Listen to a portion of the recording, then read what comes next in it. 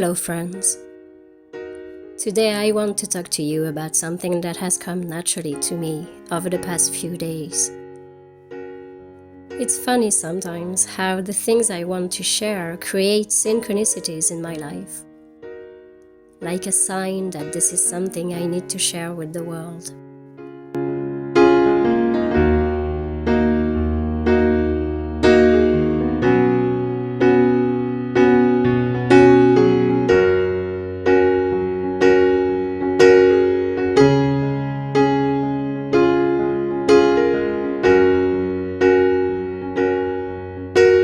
I have always been drawn towards what we could call feminine things, feminine attributes and ways of thinking, and happy to be a woman and feeling good in my body.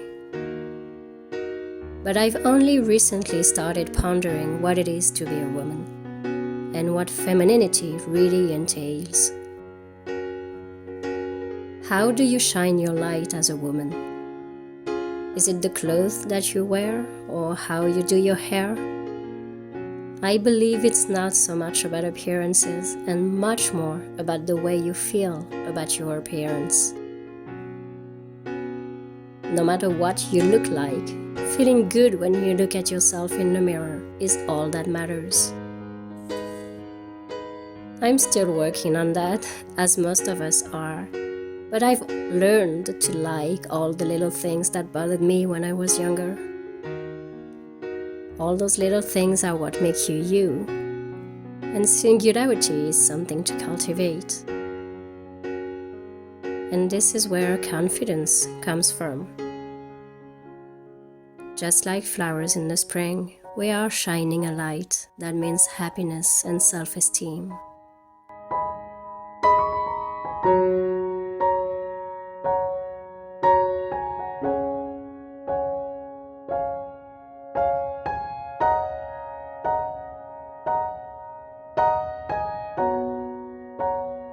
There's one thing that inevitably comes to mind when I think about femininity.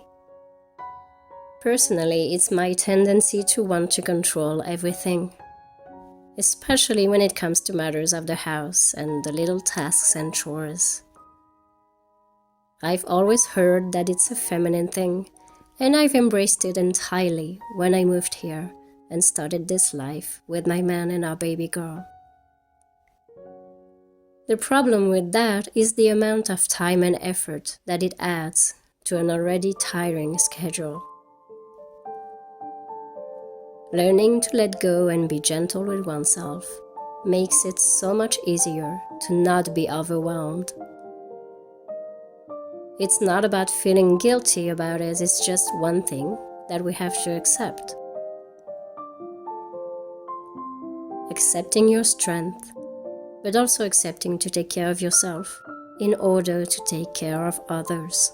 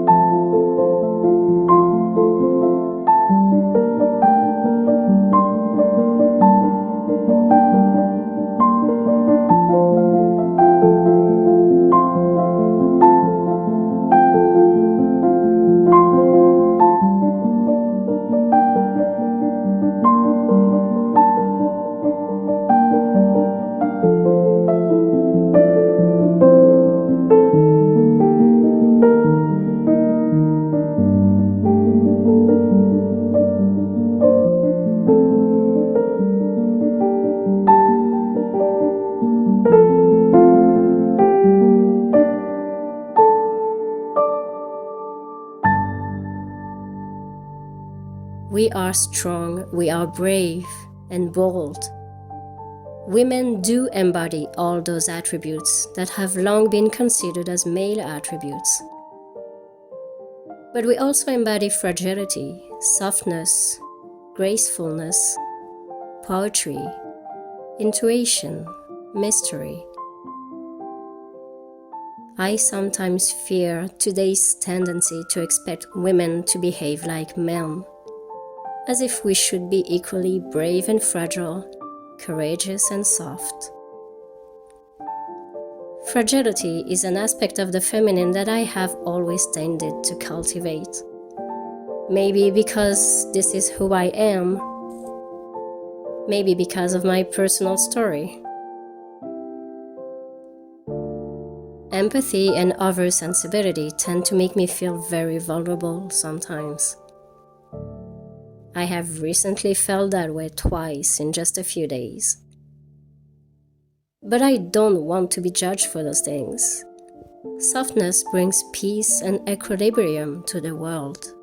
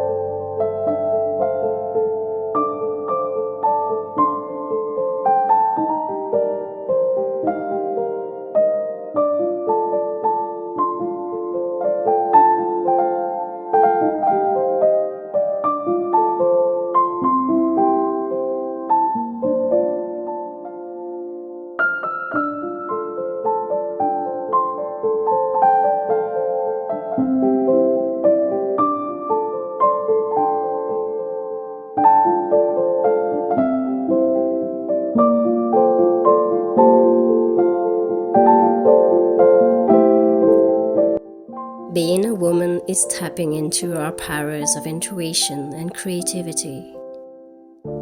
Making a floral feminine tea, painting, creating, crafting, cooking, adding a bit of magic into everyday life, ritualizing and celebrating our little routines, not being afraid of self-care and well-being.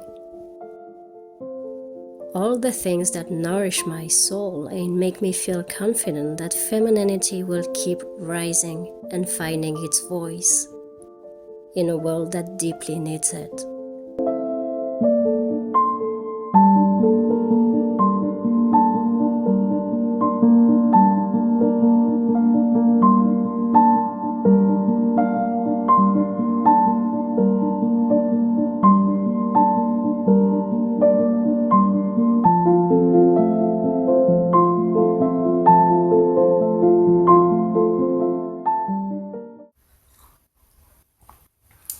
So I recently went to a women's circle. I've wanted to go to a women's circle for a very long time.